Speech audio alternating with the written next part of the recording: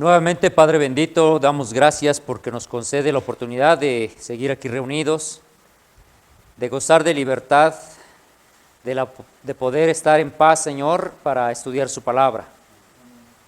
Pedimos nuevamente, Señor, que usted abra nuestro entendimiento, nos capacite, Señor, para comprender lo que nos ocupa en el estudio de esta tarde. Reconocemos, Señor, que son temas que a veces pueden representarnos cierta complejidad, pero también reconocemos, Señor, que hay promesa, que cuando reconozcamos y veamos nuestra falta de sabiduría, clamemos a usted en busca de esta y nos será concedida.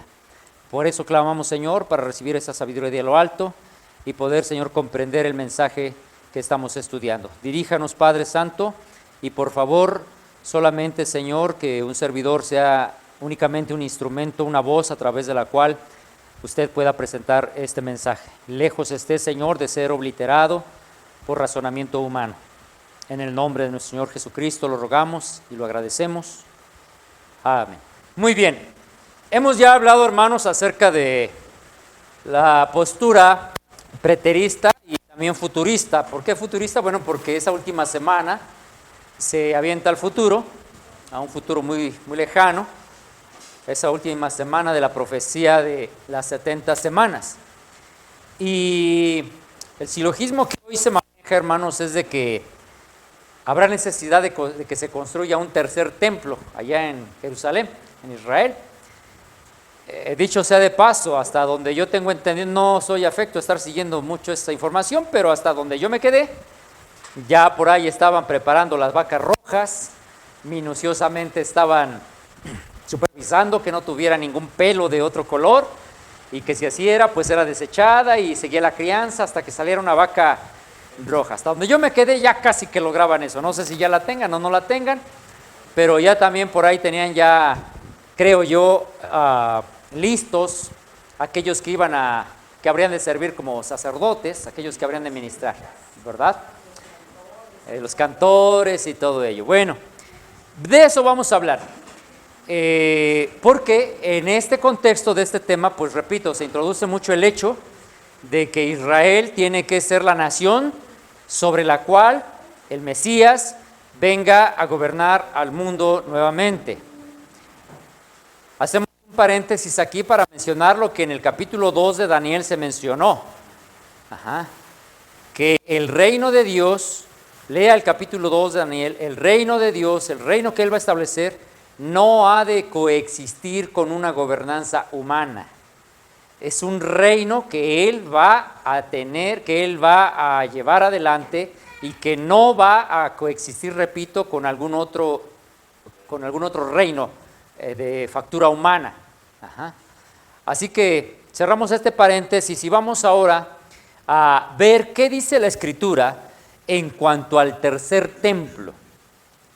Porque se habla mucho, se pugna para tratar de convencer a las mentes que es preciso que haya la construcción de un tercer templo, que allí se empiecen a realizar sacrificios y que allí va a venir otra vez la abominación desoladora por el anticristo y etcétera. Yo platicaba con un amigo que me hizo favor de facilitarme material para saber cómo entienden ellos esta postura. Él me decía muy entusiasta cuando empezamos a hablar del tema que Bill Gates es el anticristo. Dice, no, es que él es el anticristo porque está impulsando la vacuna. Yo lo escuchaba y bueno, cuando tuvimos ya un poquito la oportunidad de estudiar acerca de ya textos bíblicos, ya a fondo el asunto, bueno, mirábamos cómo se desvanecía su entusiasmo, ¿verdad?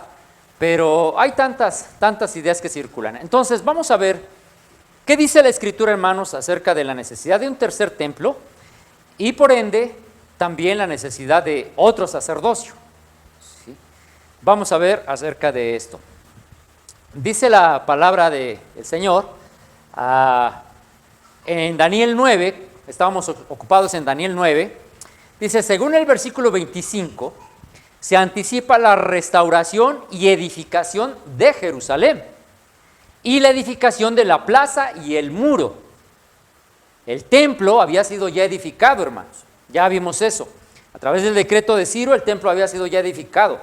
En la profecía dice que el decreto tenía que ser desde la orden para restaurar y edificar Jerusalén. Y cuando usted mira los decretos, es bajo el decreto de Artajerjes que se restablece todo el sistema civil, la plaza, el muro, que de hecho por mandato del mismo rey se le dice al profeta, ve y establece jueces para que lleven adelante las leyes, etcétera. Es decir, aquí es donde este es el decreto, porque ya vimos una razón por la fecha, hay otras formas de ver, comprobar este decreto, pero también vemos que es necesario, hermanos, que se cumpla que ese decreto tenía que ver con la restauración y edificación de Jerusalén. ¿Y la edificación de qué? De la plaza y el muro. No se lee en ningún versículo la edificación de un tercer templo. No se lee. Es más, se lee en el versículo 26 que el templo que iban a construir cuando regresaran del cautiverio en Babilonia, ese templo, ¿qué iba a suceder con él? Otra vez iba a ser destruido, pero no se lee que se iba a construir otro después de ese. No se asoma un texto. Esto solamente es una imaginación en la cabeza de estas personas que impulsan esta postura. No se lee por ninguna parte en la profecía. Pues bien, se habla de la construcción de un tercer templo. Ahora bien, si así fuera, hermanos, de acuerdo a la profecía, ese templo como la ciudad nuevamente tendrían que ser destruidos. Nuevamente. Ellos hablan de que ese templo va a ser otra vez profanado, pero no dicen que ese templo tiene que ser otra vez destruido. Y la profecía anticipa en el verso 26, si fuera el caso a esa aplicación, que ese templo también tendría que ser destruido y tendría que ser destruida otra vez la ciudad. Pero imagínense, el que diga que hoy se va a destruir Israel, olvídese. Si usted está en Estados Unidos, lo meten a la cárcel por andar de antisemita. ¿Cómo que se va a destruir Israel? Y es el dedo chiquito de Estados Unidos. ¿Sí? Pues bien, vamos a avanzar. Dice el Señor Jesucristo: os digo que uno mayor que el templo está aquí. Mateo 12:6. Cuando él realizó su ministerio, en esos 3 años y medio, en ese tiempo, en esos años que le pidió al labrador, dame oportunidad otro año para abonar la tierra, para labrarla, a ver si da fruto.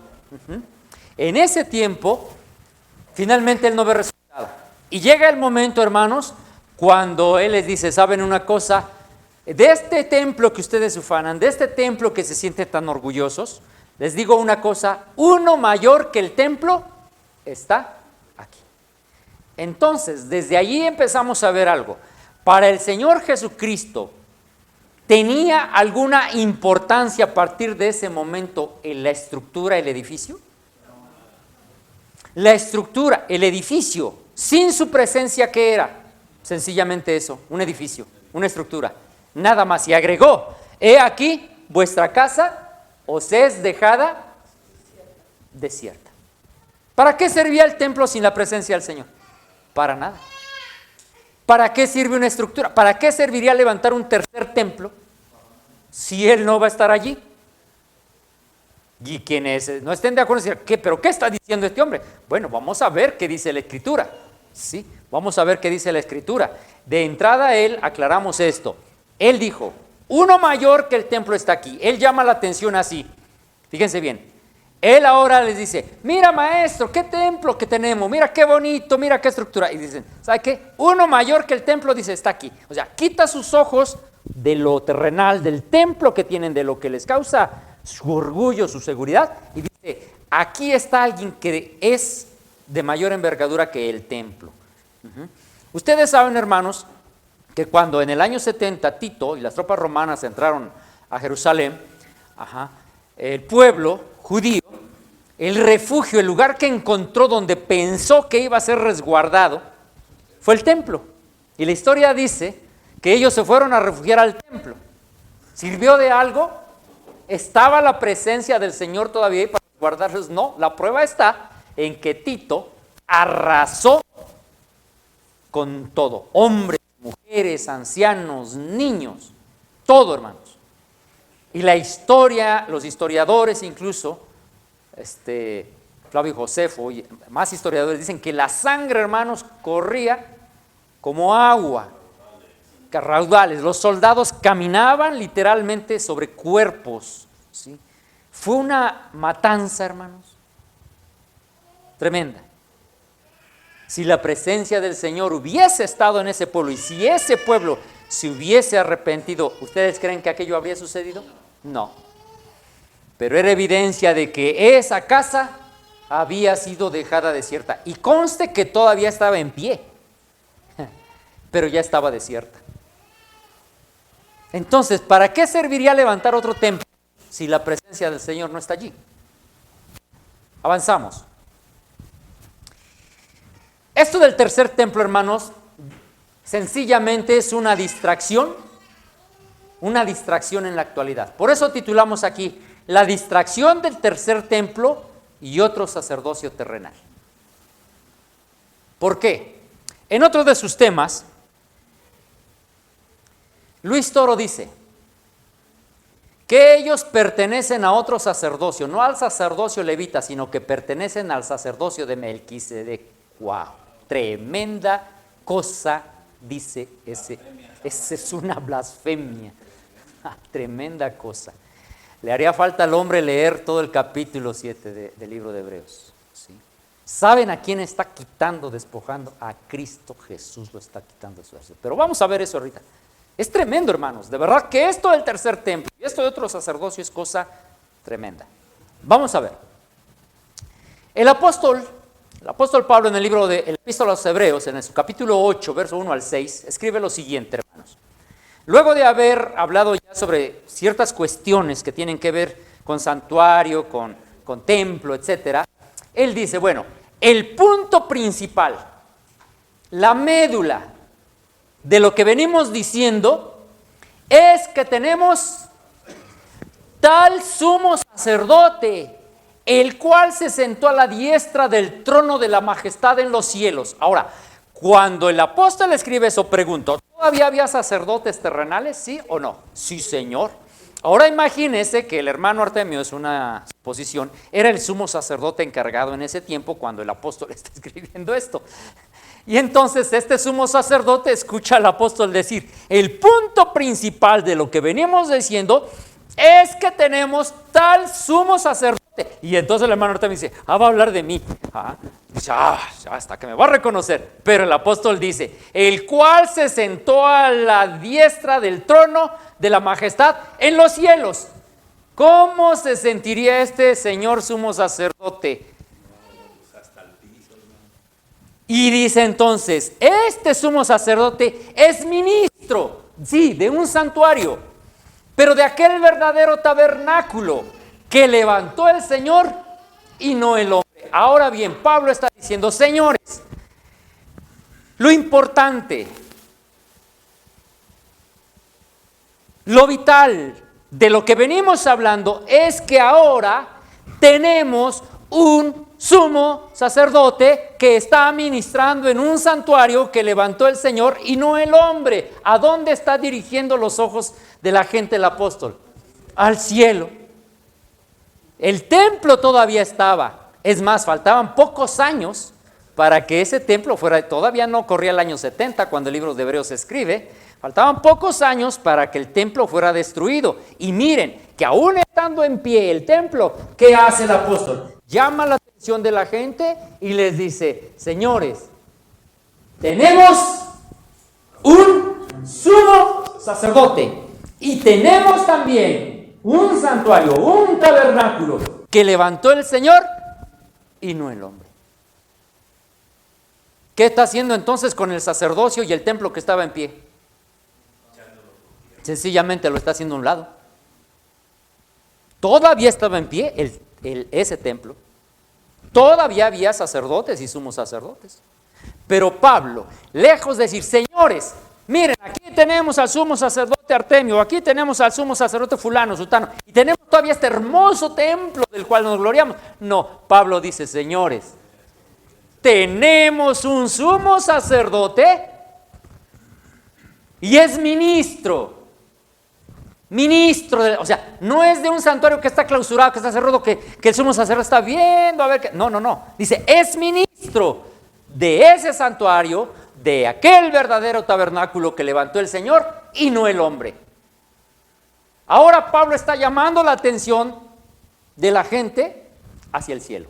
Y agrega, porque todo sumo sacerdote, ahora como que Pablo mira de reojo al sumo sacerdote Artemio y le dice, porque todo sumo sacerdote está constituido para presentar ofrendas y sacrificios, por lo cual es necesario que también él tenga algo que ofrecer. Así que si estuviese sobre la tierra este santuario y este sacerdote, ni siquiera sería sacerdote. Hablando de Cristo, habiendo aún sacerdotes que presentan ofrendas según la ley. Miren, por eso lo querían hacer polvito a Pablo, porque aquellos estaban todos metidos ahí con sus sacrificios, con su vaca roja, todo su ceremonial, y dice, no, señores, ya no más, quiten sus ojos de esto. Ahora tenemos un santuario celestial y un ministro que está operando por nosotros allí. Y luego dice, estos sacerdotes sirven a lo que es figura y sombra de las cosas que celestiales. A los adventistas se les ataca así, ¿cómo que un santuario en el cielo? Bueno, que no es una idea de los adventistas, es que lo escribe el mismo apóstol. Un santuario celestial, un tabernáculo y un ministro, un sumo sacerdote que no está de brazos cruzados ahí. Y agrega, como se le advirtió a Moisés cuando iba a erigir el tabernáculo, diciéndole, mira, haz todas las cosas conforme al modelo que se te ha mostrado en el monte. Aclaro, el santuario en la tierra era un reflejo del santuario en el cielo, no al revés. Muchos teólogos hoy quieren que el santuario en la tierra sea el ejemplo de lo que debe de estar en el cielo. No, señor. Allá el original, aquí la copia, la sombra. ¿Sí? Pero ahora, tanto mejor ministerio es el suyo. A ver, señores, si tenemos ahora un mejor ministerio, ¿tendríamos necesidad de volver al ministerio antiguo? ¿Valdría la pena eso? No, y dice, por eso ahora tanto mejor ministerio es el suyo, cuanto es mediador de ¿qué?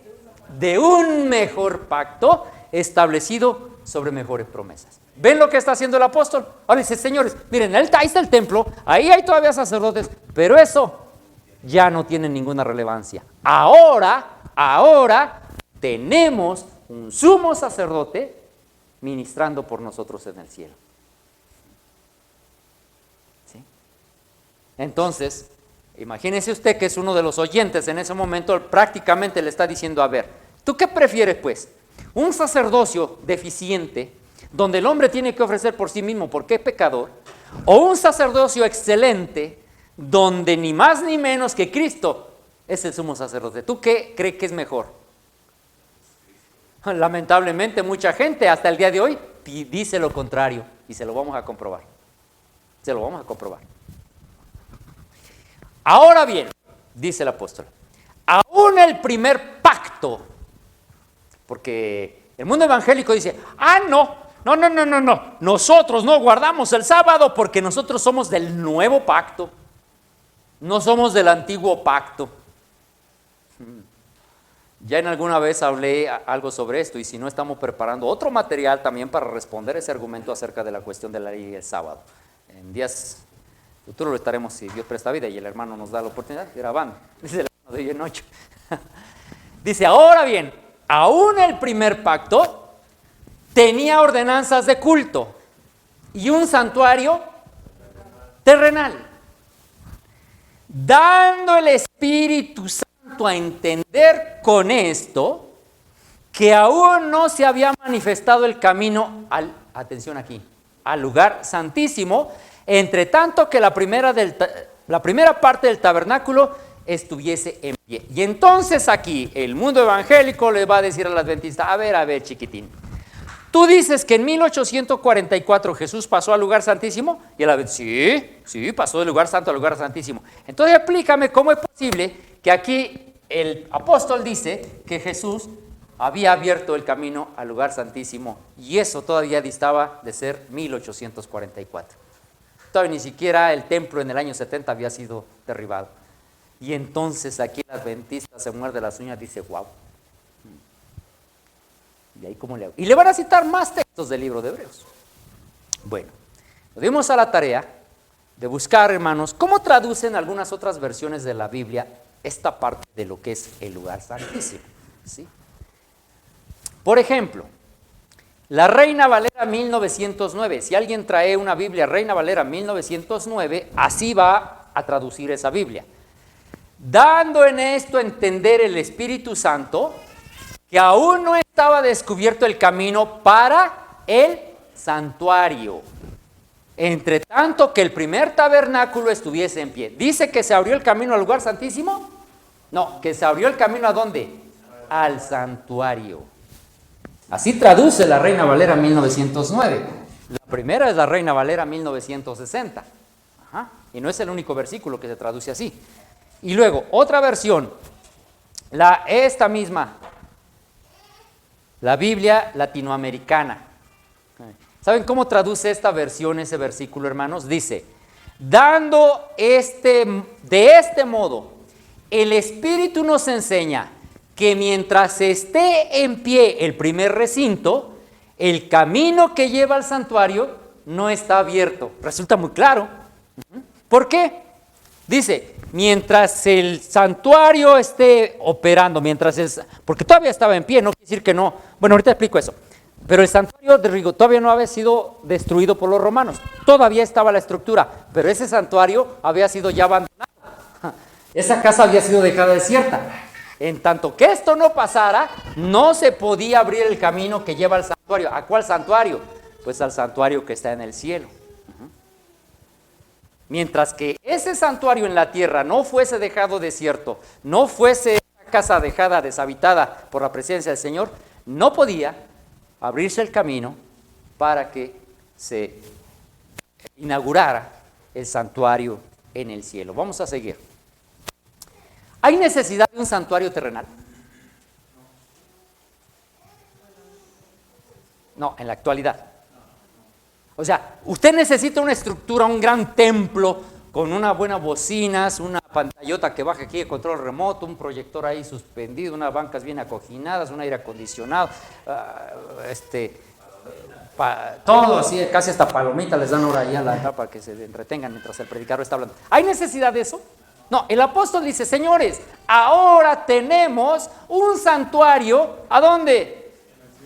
En el cielo. En el cielo. ¿Y sabes qué, hermano? Pablo, precisamente cuando Pablo está hablando estas cosas, no crean que él la pasó fácil diciendo esto.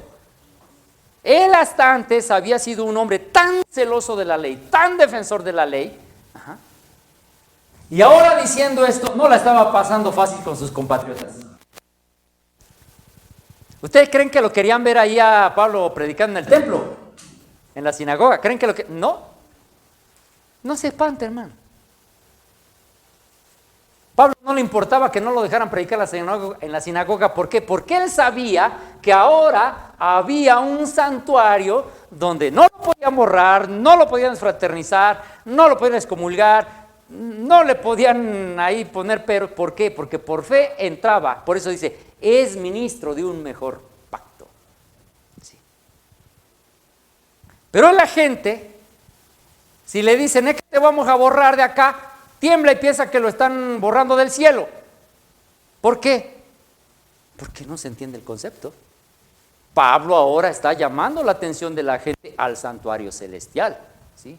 Y entonces, ¿hay necesidad de congregarse? Sí hay necesidad de congregarse.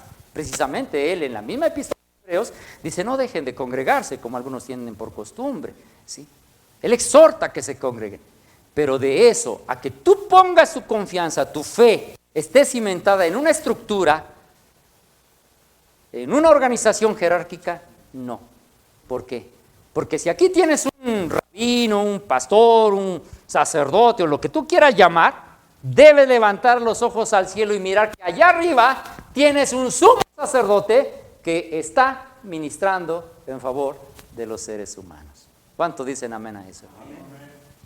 Aquí el ministro, rabino, pastor, sacerdote, como quieras, le puede caer mal porque le digas que está equivocado en lo que está diciendo.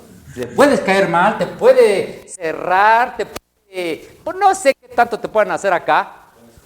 Te puedes comulgar, te puedes borrar, te puedes fraternizar, te puede boletinar. Te puede llamar a la Secretaría de Gobernación para que te saquen. Pero ¿sabes una cosa? Con un gusto en el corazón, como el apóstol Pablo decir, ¿sabe una cosa, Señor?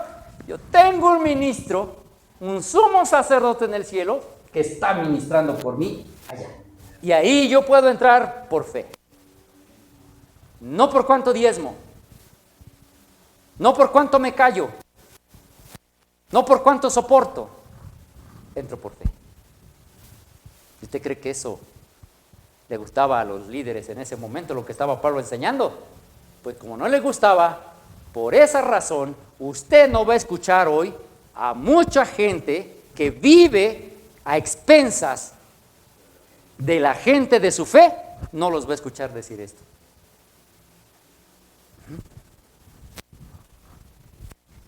Dice el apóstol, lo cual es símbolo ¿para cuándo?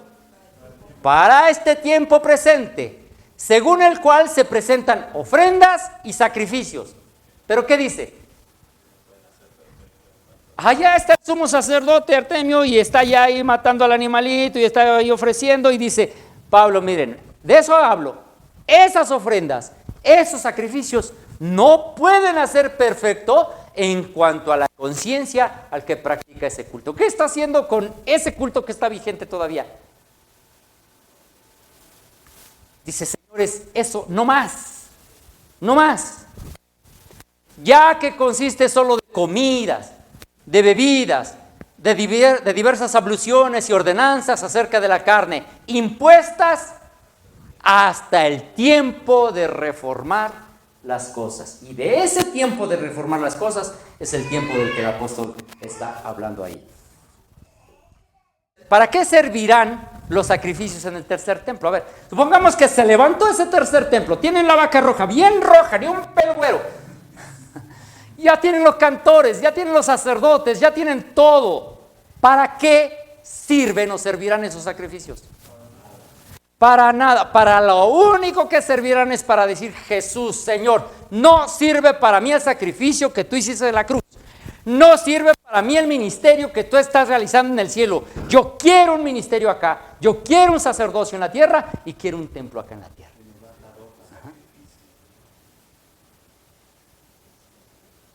Por eso, hermanos, esto del tercer templo no es más que una distracción, porque la gente, en lugar de estar poniendo los ojos en el santuario celestial, donde hay un ministro que intercede por el hombre, la gente está poniendo su esperanza en un tercer templo, otra vez en la tierra, en un sacerdocio de hombres, cuando que todo lo que hemos venido leyendo dice, esas cosas no pueden hacer perfecto a nadie en cuanto a la conciencia.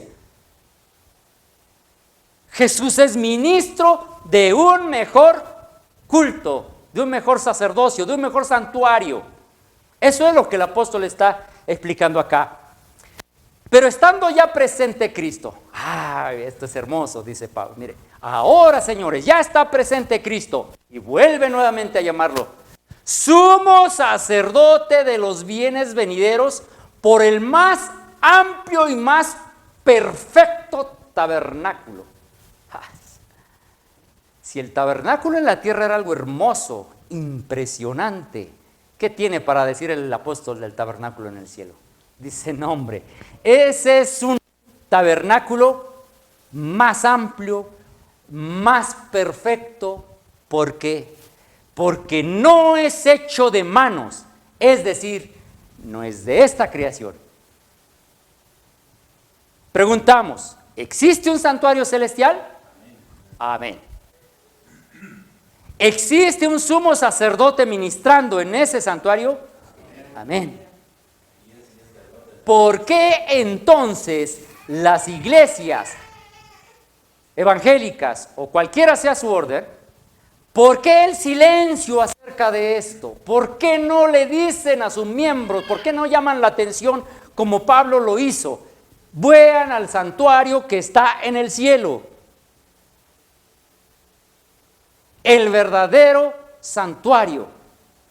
Un verdadero sacerdocio que corresponde al orden de Melquisedec. ¿Y quién es ese sacerdote que corresponde al orden de Melquisedec? Ni más ni menos que nuestro Señor Jesucristo, porque Melquisedec era dos cosas: era rey y sacerdote.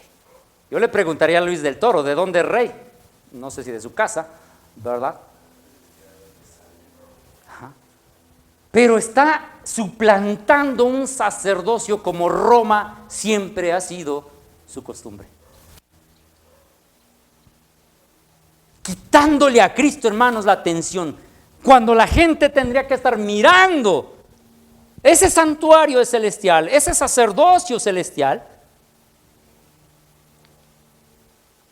Las organizaciones religiosas en la tierra dicen: acá, mira, aquí, hagamos templo más grande, ampliemos, y esto, aquello. ¿Para qué? ¿Para qué? Dice el texto: no por sangre de machos cabríos ni de becerros, sino por su propia sangre, entró una vez y para siempre en el lugar santísimo. Otra vez, habiendo obtenido eterna redención. Otra vez dice, ahora en el libro de Hebreos 9, versículo 12, otra vez la Reina Valera 1960 traduce que Cristo entró en el lugar santísimo. Pero igual que en los anteriores casos, hermanos, cotejemos otras versiones. Dice aquí, no, es la Reina Valera 1909, no por sangre de machos cabríos ni de becerros, mas por su propia sangre entró una sola vez en el santuario, o habiendo obtenido eterna redención. ¿Entró dónde? En el santuario. Acá dice que entró en el lugar santísimo, acá dice que entró en el santuario. ¿Sí? Ahora, la latinoamericana, fíjense cómo traduce esa Biblia católica. Dice, no fue la sangre de chivos o de novillos la que abrió el santuario, sino su propia sangre cuando consiguió de una sola vez la liberación definitiva. También esta versión traduce que fue abierto, ¿qué? El santuario. Ahora,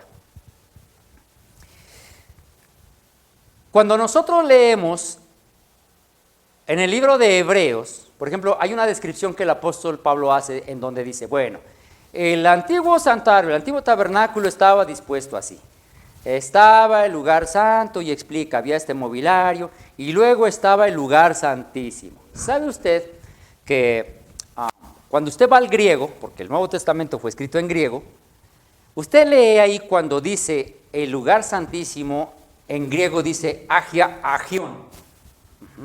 Agia Agion. Si usted lo leyera o si estuviera pronunciando en hebreo, usted tendría que decir Kodesh Kodashim, el santo de los santos.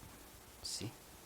Pero a diferencia del Agia Agion que menciona Pablo en referencia al lugar santísimo, en estos versículos el griego dice Agion solamente, no dice Agia Agion. Ya se refiere solamente al santo, al santo. No dice Agia Agion, que sería lugar santísimo. Chéquelo. Hoy es de mucha utilidad, por ejemplo, la concordancia Strong. Voy a checarlo allí y allí lo puede leer, por si le quedaran dudas. Por si alguien le dice, no, pero es que, bueno, vamos al griego y vamos a checar otras versiones, pero vamos al griego. Si no quieres otras versiones, bueno, vamos al griego y vamos a leer ahí cómo es la diferencia entre lo que se escribe en cuanto al lugar santísimo y en cuanto al santuario o el santo. Avanzamos. ¿Es necesario otro sacerdocio terrenal? Saben, hermanos, para lo único que sería necesario otro sacerdocio terrenal es para seguir haciendo grande la bolsa de quienes de él sirven. ¿Para qué quieres un sacerdocio terrenal? ¿Para qué un sacerdote con pecado? Si está abierto el Santísimo, si está abierto el santuario celestial, en donde Cristo Jesús ministra en favor del hombre. ¿Para qué un santuario? ¿Para qué un sacerdocio terrenal? Pero noten ustedes cómo Roma, suntuosas construcciones, catedrales, el Vaticano, valdría la pena preguntarle a Miguel Ángel cuánto se echó a la bolsa con la Capilla Sixtina y las esculturas que hizo. Pobrecito, que León andaba hasta en guerra y más cruzadas para sacar más. No, es tremenda historia. Pero bueno, ¿para qué? Si el mismo libro de Hebreos dice, mira, el sacerdocio terrenal, el sacerdocio de los levitas, aunque eran hombres de los que se esperaba una santificación, una consagración, erraban, tenían fallo, eran pecadores y tenían que ofrecer por sí mismos. Ahora tenemos un sacerdocio verdadero. ¿Para qué quieres un sacerdocio terrenal otra vez? Se le ha metido tanto a la gente, hermanos, el que necesita de intercesores, que necesita de alguien como que para acercarse a Dios. Sacerdocio corrupto, sacerdocio blasfemo. Porque ¿quién puede perdonar pecados si no Dios? Dijeron en aquel entonces aquellos judíos.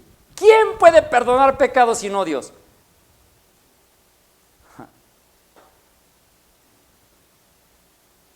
Y ahora, aquel que es capaz de perdonar los pecados, aquel que tiene la facultad porque venció en la cruz, está ministrando en un santuario. Pero de eso la gente nada sabe. Nada sabe, hermanos. ¿Sí? Y se cita, yo escucho mucho predicador, ha puesto los ojos en Jesús el autor, pero no que está dentro de un santuario. ¿Quién sabe por ahí dónde anda rodando el cielo? ¿Quién sabe? Pero no hables de santuario. No hables de un sacerdocio celestial. Porque eso abre la mente de la gente y le hace entender que lo que aquí lo tiene atado, como son sus líderes espirituales, realmente para nada le aprovecha, porque hay un sacerdocio, porque hay un ministro que intercede por el ser humano. Tan importante este tema, tan vital. Pablo dice, es el punto medular de lo que venimos hablando, y la pregunta es, ¿por qué el silencio en todas las denominaciones que no hablan de este tema? ¿Por qué? Es tan vital, hermanos. Es tan importante. Se habla de un tercer templo o de otro sacerdocio terrenal, de un nuevo pacto. Pero, ¿por qué no se habla del ministerio sumo sacerdotal en el santuario celestial? ¿Por qué? Es que somos del nuevo pacto. ¿Sabes lo que implica el nuevo pacto?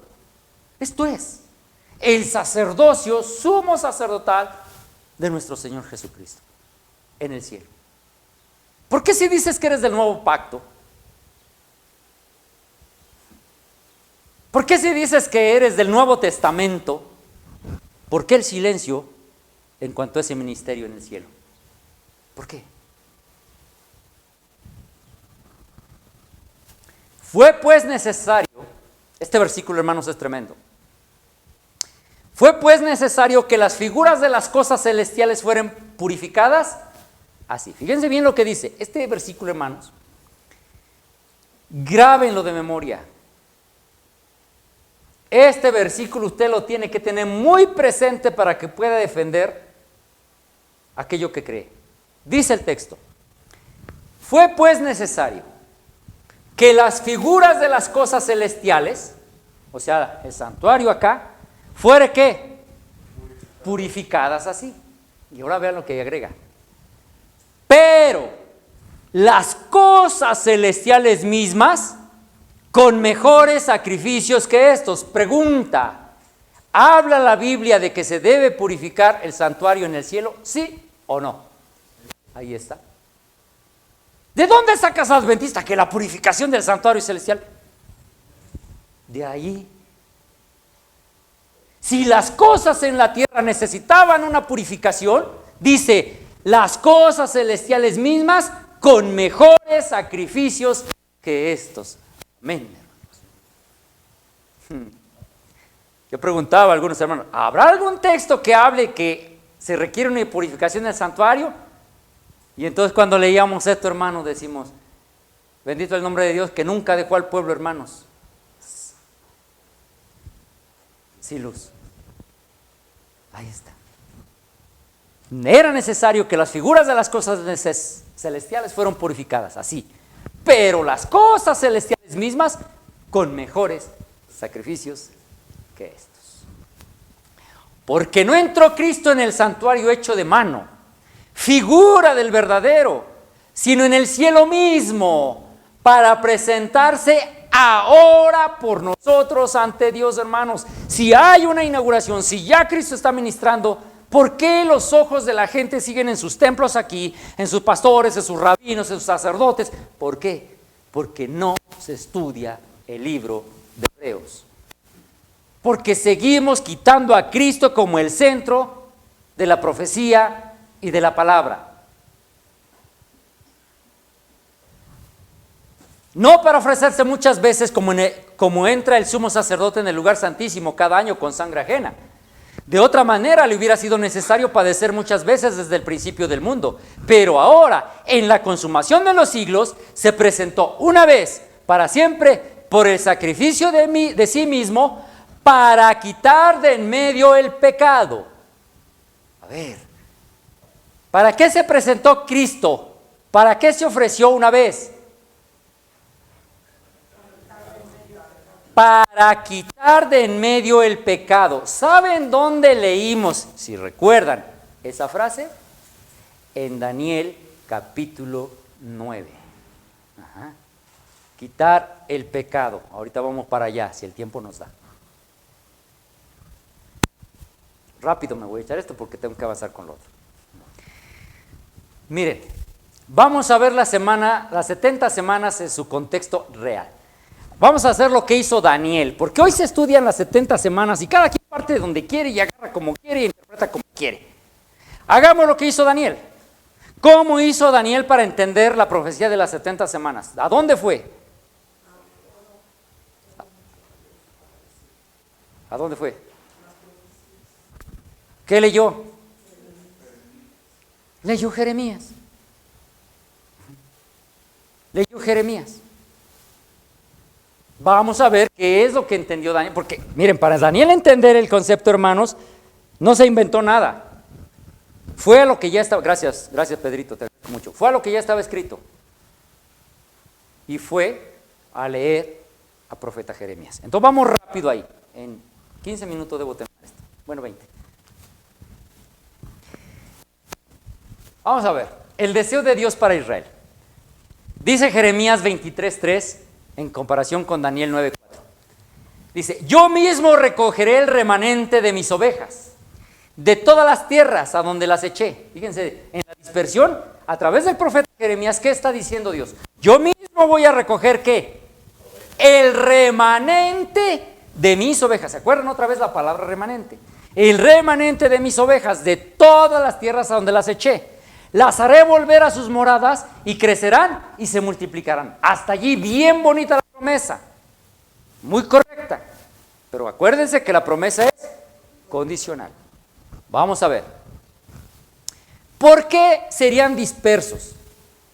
¿Por qué el pueblo iba a ser disperso? Bueno, el mismo profeta aclara. Se les responderá, porque dejaron el pacto de Jehová su Dios, adoraron dioses ajenos y le sirvieron. Jeremías 22:9, compare con Daniel 9, 1 al 19. O sea, compare la oración de Daniel con lo que escribió Jeremías y realmente son las mismas palabras que está usando Daniel en su oración. Está haciendo una réplica de lo que había escrito Jeremías. ¿Sí? Muy bien. Por esa razón iba a ser dispersos. Pero Dios dice, pero yo lo voy a hacer volver. Yo voy a hacer volver a mi remanente. Pero vamos a ver bajo qué condiciones. ¿Cómo cumpliría Dios su objetivo de reconciliación con Israel? ¿Cómo le iba a hacer? Miren, esto es lo hermoso, hermanos.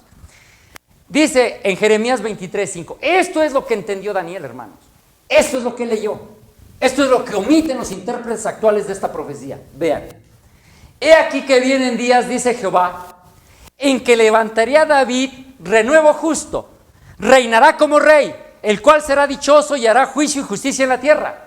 En sus días será salvo Judá, e Israel habitará confiado. Este será su nombre con el cual le llamarán Jehová justicia nuestra. ¿A quién se estará refiriendo ahí? Dice, aquí vienen días en que levantaré a David, renuevo justo, y reinará como rey. ¿A quién se referiría? A Cristo, hermanos. A Cristo. Dice, en sus días, ¿qué iba a pasar con Judá? Será salvo Judá e Israel habitará confiado. Ese era el propósito. Sí, van a ser dispersos. Van a ser regados por diferentes lugares. ¿Sí? Pero en sus días va a venir ese renuevo y en él será salvo Judá. ¿Para qué venía el Mesías? Para salvar a los suyos, hermanos. ¿Lo anticipó el profeta Jeremías? ¿Sí o no? ¿Lo dice Daniel 9? ¿Sí o no?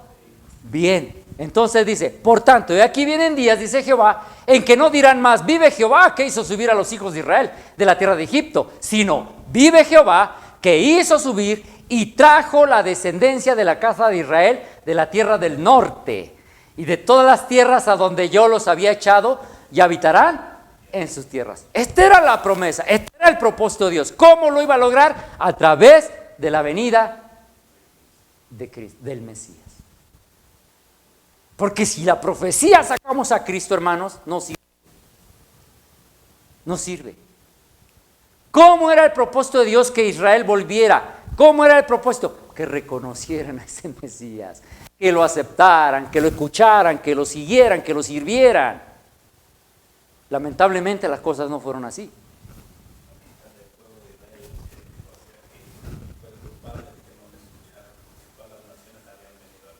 Así es. Vamos a seguir, dice, la profecía de las 70 semanas y sus acontecimientos implícitos. Atención, miren. Dice, 70 semanas están determinadas sobre tu pueblo y sobre tu santa ciudad. A ver, ¿qué cosas iban a suceder durante las 70 semanas? Fíjense bien, anótenlas. Número 1, para terminar la prevaricación. Estamos leyendo Daniel 9:24. Para terminar la prevaricación, para poner fin al pecado. ¿Se acuerdan que leímos hace rato esa expresión?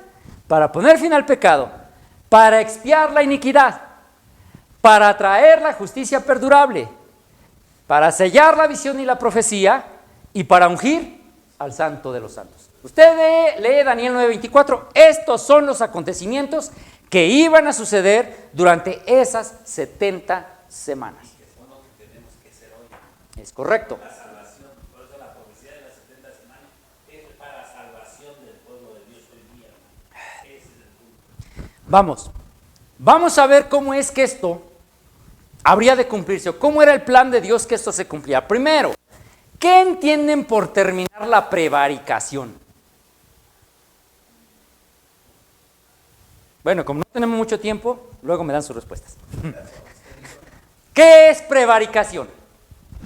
Concordancia Strong 6588 dice, revuelta nacional o individual, moral o religiosa, defecto, falta, fraude, infracción, iniquidad, maldad, ofensa, pecado, pecar, rebelarse, traición, transgresión.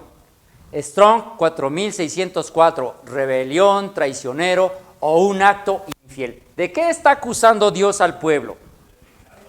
De ser un pueblo pecador, traicionero, transgresor, fraudulento, defectuoso y lo que se acumula esta semana. Ahora vean, Daniel 9 dice, por toda la maldad de los hijos, perdón, estoy leyendo Jeremías 32, 33, lo que leyó Daniel. Por toda la maldad de los hijos de Israel y los hijos de Judá que han hecho para enojarme, ellos, sus reyes y sus príncipes, sus sacerdotes y sus profetas y los varones de Judá y los moradores de Jerusalén, me volvieron la cerviz y no el rostro. Cuando los enseñaba desde temprano y sin cesar, no escucharon para recibir corrección. Antes pusieron sus abominaciones en la casa en la cual es invocado mi nombre, contaminándola. Edificaron lugares altos a Baal, los cuales están en el valle del hijo de Hinnom, para hacer pasar por el fuego a sus hijos y a sus hijas a Moloc, lo cual no les mandé, ni me vino al pensamiento que hiciesen esta abominación para hacer pecar a Judá. ¿Cómo se le llama a esto? Prevaricación. Prevaricación. Por eso Daniel en su oración dice: Señor, ¿hemos qué? Hemos cometido iniquidad, hemos hecho impíamente, hemos sido rebeldes, nos hemos apartado de tus mandamientos y de tus ordenanzas, no hemos obedecido a tus siervos los profetas, que en tu nombre hablaron, a nuestros reyes, a nuestros príncipes, a nuestros padres y a todo el pueblo de la tierra. Tuya es, Señor, la justicia, nuestra la confusión de rostro, como en el día de hoy lleva todo hombre de Judá, los moradores de Jerusalén y todo Israel, los de cerca y los de lejos, a todas las tierras a donde los has echado, a causa de su rebelión, con que se rebelaron contra ti. Oh Jehová, nuestra es la confusión de rostro, de nuestros reyes, de nuestros príncipes, de nuestros padres, porque contra ti pecamos. ¿Es lo mismo o no es lo mismo? Es lo mismo que está escribiendo Jeremías, es lo mismo que Daniel está diciendo en su oración. Es de lo que está hablando, hermanos. ¿Sí? ¿Qué es poner fin al pecado? Mucha gente piensa que esto tiene que ver para la segunda venida de Cristo, cuando definitivamente ya todo haya pecado, ya no haya más pecado acá. Dice, bueno, es que Cristo ya vino, pero pues sigue habiendo pecado. Vamos a ver. El pecado aún existe. ¿Significa que no se ha cumplido esta parte de la profecía? Leemos. Yo los limpiaré de toda su maldad con que pecaron contra mí. Perdonaré todos sus pecados con que contra mí pecaron y con que contra mí se... ¿Cuál es la promesa? Que a través del Mesías, ¿qué iba a hacer el Señor? A perdonar todos sus pecados contra los que habían pecado. Pero solo a través de... No podía por otro medio. No lo leímos en Hebreos. Dice Pablo, ¿por qué esos sacrificios no pueden hacer limpio en cuanto a la conciencia el que practica ese culto? Tenía que venir la excelencia. Y estaba anticipado ya por el profeta Jeremías mismo. Y en Daniel 9 se habla de la venida del Mesías, lo estudiamos hace un rato, y ahora dice, yo los limpiaré de su maldad con que pecaron contra mí, perdonaré todos sus pecados con que contra mí se rebelaron y que contra mí se rebelaron. Porque, y dice ahora Hebreos, porque la sangre de toros, de machos cabríos, no puede quitar los pecados. ¿Notan? ¿Qué era necesario que viniera para que fuera verdaderamente quitado el pecado? Cristo, el que iba a pagar la deuda por el pecado. Ciertamente todo sacerdote está día tras día ministrando y ofreciendo muchas veces los mismos sacrificios que nunca pueden quitar los pecados. Pero Cristo, habiendo ofrecido una vez para siempre un solo sacrificio por los pecados, se ha sentado a la diestra de Dios. ¿Cuál era el plan de Dios? Que el pueblo de Israel aceptara al Mesías que iba a venir para que a través de él perdonara su prevaricación y quitara el pecado. Ese era el plan. Así de sencillo. Ajá. Y así sigue siendo de sencillo. Ahora, ¿cuál sería el recurso para perdonar los pecados? Expiar la iniquidad. Expiar la iniquidad. ¿Sí? No podía ser de otra manera que por medio de una expiación. Una expiación. Por eso el texto de Daniel 9:26 dice que habría durante estas 70 semanas expiarse la iniquidad. Y leemos, lo cual es símbolo para el tiempo presente, según el cual se presentan ofrendas y sacrificios que no pueden hacer perfecto en cuanto a la conciencia al que practica ese culto, ya que consiste solo de comidas, bebidas, diversas abluciones, ordenanzas acerca de la carne impuestas hasta el tiempo de reformar las cosas. Pero estando ya presente Cristo, sumo sacerdote de los bienes venideros, por el más amplio y más perfecto tabernáculo, no hecho de manos, es decir, no de esta creación, no por sangre de machos cabríos, ni de becerros, sino por su propia sangre, entró una vez y para siempre en el santuario, habiendo obtenido eterna redención. Amén. O sea, se acusa a los adventistas. ¿Saben qué? Un señor que le puso una arrastrada a los adventistas hace mucho tiempo, Walter Martin, usó una figura en la que dice, a ver, un esposo se va de viaje y llega el avión y entonces viene bajando su avión y su esposa que lo está esperando se abraza a la sombra. Dice, eso es lo que hacen los que guardan la ley. ¿Sabe qué? Pues justamente eso es lo que hacen los evangélicos y los católicos. ¿Por qué?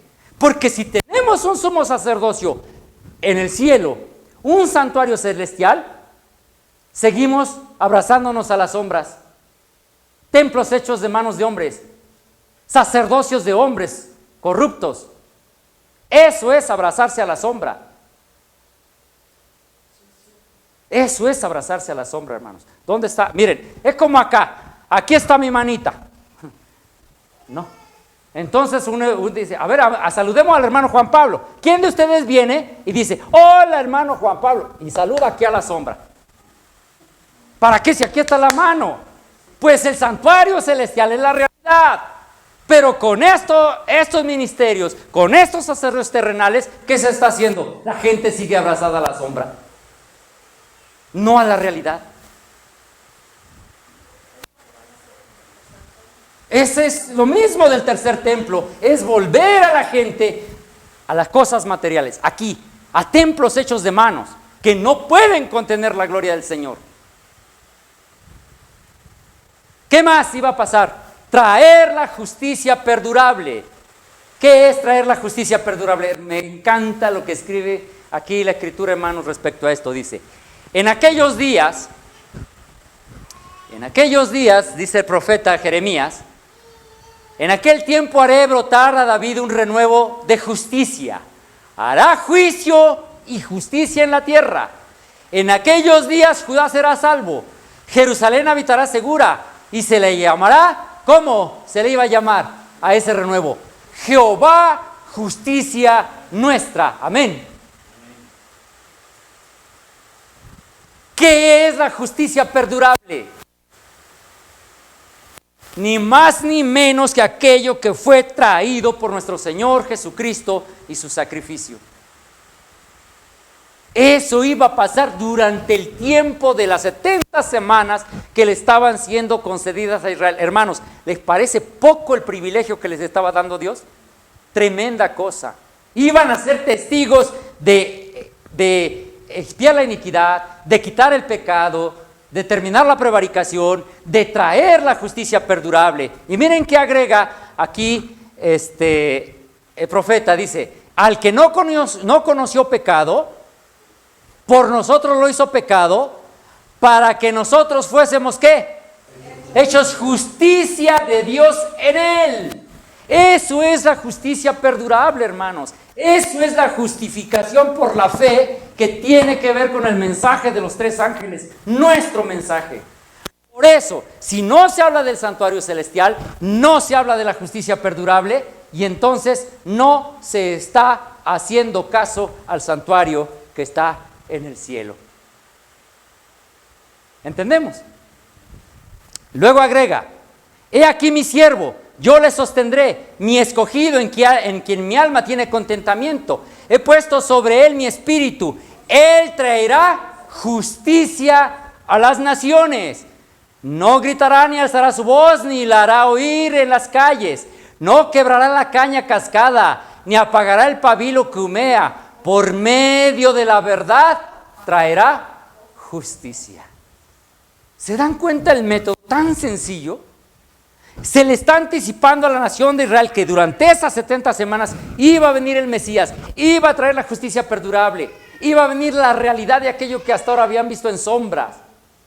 Era la oportunidad de oro para la nación para reconciliarse con Dios el Padre.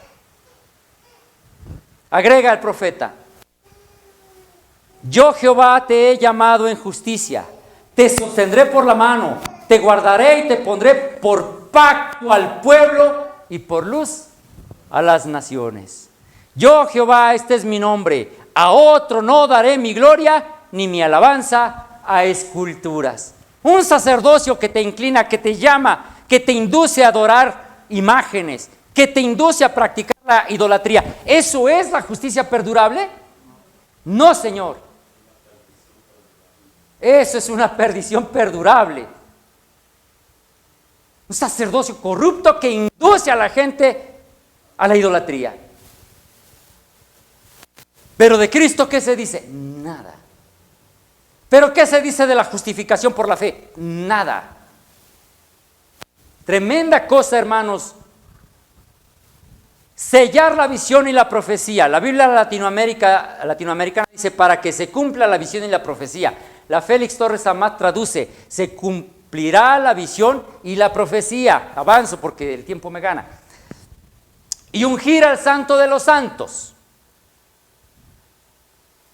Con profundo pesar en el corazón, hermanos, escuchamos interpretaciones de teólogos adventistas incluso que dicen, ungir al santo de los santos se refiere al Kodesh Kodashim, se refiere al santuario celestial.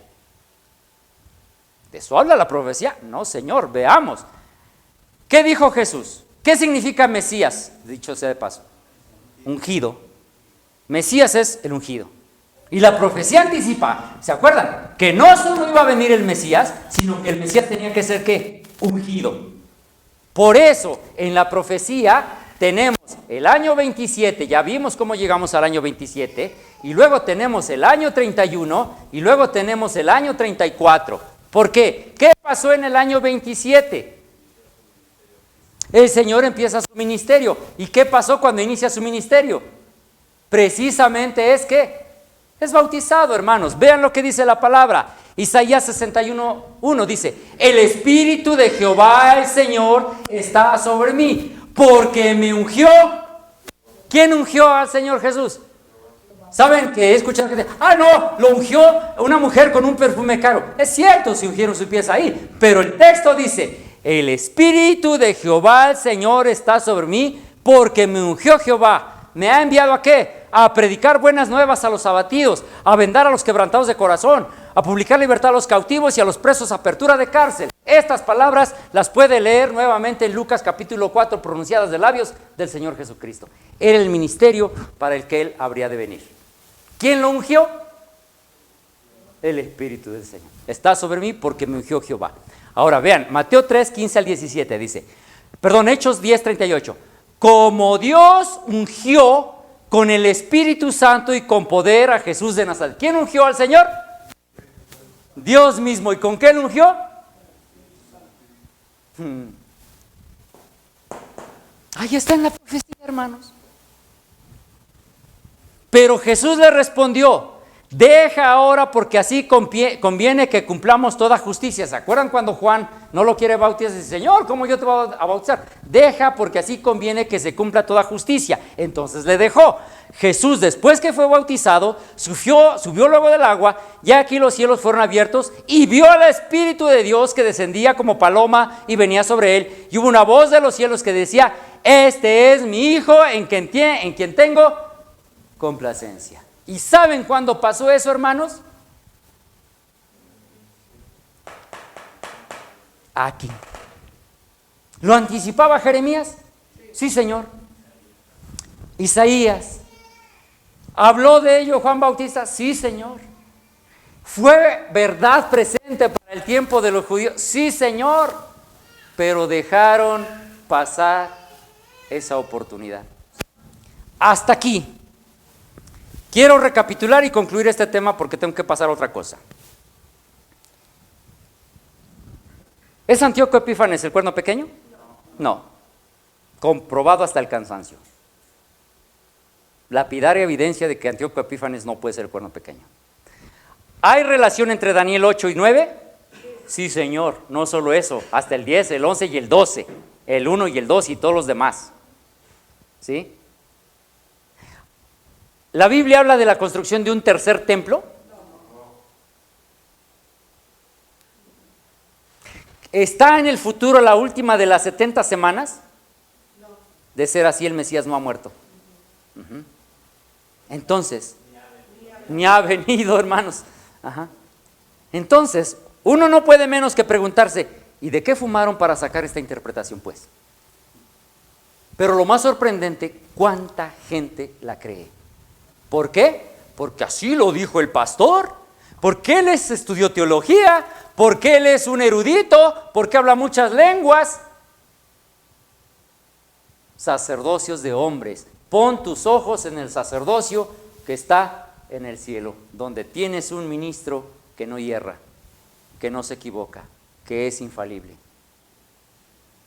Si te precias de pertenecer al nuevo pacto, apreciado hermano que me miras también a través de la cámara, si te precias de pertenecer al nuevo pacto, ten presente esto. Ese nuevo pacto habla de un nuevo sacerdocio y un santuario celestial que fue ya inaugurado, donde uno, nuestro sumo sacerdote, ministra en favor de los hombres. Lee el libro de Hebreos. Eso es, hermanos, de lo que Jeremías le estaba anticipando al pueblo. Eso es de lo que Daniel está hablando. Ahora, ¿cuál fue la falla? ¿Falló la palabra, como dijo el texto que leímos? No. ¿Quién falló? El pueblo. El pueblo. Entonces, hermanos, aquel pueblo que había sido llamado para hacer luz a las naciones, no cumplió. No cumplió. No cumplió. ¿Y qué hizo Dios? Levantó a otros. Y hoy los adventistas del séptimo día nos levantamos el cuello y decimos, somos la iglesia verdadera. ¿Y qué de nosotros si no cumplimos? ¿Usted cree que a Dios le causa problema llamar a otros? Dicho sea de paso, la sierva del Señor dice que mucha gente, muchos que están hoy día en esas iglesias caídas, hermanos, vendrán al final a ocupar un lugar y a darle un sonido certero a la trompeta. Y muchos de los que hoy estamos acá abandonaremos. ¿Sí? Así que, hermanos, concluyo esta presentación con lo siguiente. La idea de un tercer templo, la idea de la restauración de Israel como nación gobernante y la idea de que toda la cristiandad debe de girar en torno a Israel, no es algo, hermanos, que aparezca en la profecía. La nación como tal tuvo su tiempo, tuvo un propósito, no lo cumplió. Pero ni el reloj ni los planes de Dios se paran por los caprichos del hombre. Dios sigue adelante, hermanos. Dios no está condicionado a que el hombre quiera o no quiera.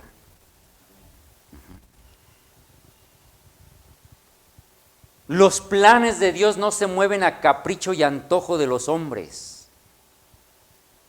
Son los hombres los que debemos someternos a la voluntad de Dios, no Dios a nuestro capricho y a nuestro antojo. Sí. Con toda razón podemos decir, hermanos, con Biblia en mano, que la interpretación profética de las 70 semanas, de los 2300 tardes y mañanas del santuario celestial es bíblico, 100% bíblico. No cité un solo párrafo del espíritu de profecía, Biblia, porque con la Biblia podemos defender nuestra postura, hermanos. ¿Cuántos dicen amén por eso? Es hermoso el estudio de la palabra, hermanos. Y es reconfortante. Porque nos hace saber que estamos pisando sobre terreno sólido. No sobre castillos de arena, hermanos. Bendito sea el Señor y bendita su palabra. Que Dios le bendiga, hermano. Vamos a cumplir esta parte.